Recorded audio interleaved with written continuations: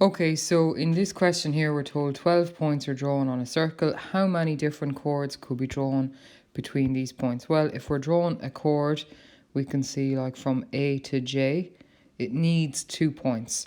So we have 12 options and we're choosing to draw 2 between it.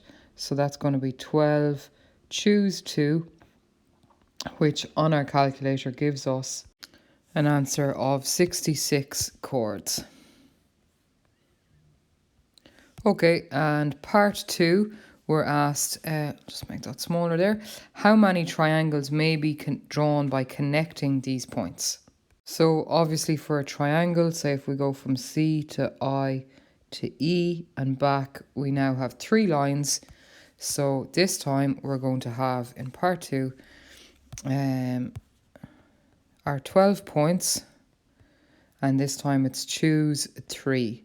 So when we put that into our calculator, we get 220 chords.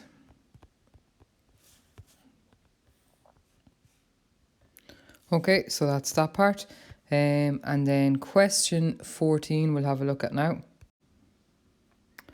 Okay, so here we're told there's 13 people at a party. They all shake hands with one another once. So how many handshakes take place? Okay, so we start off, we have 13 people. We need to think about this one a little bit.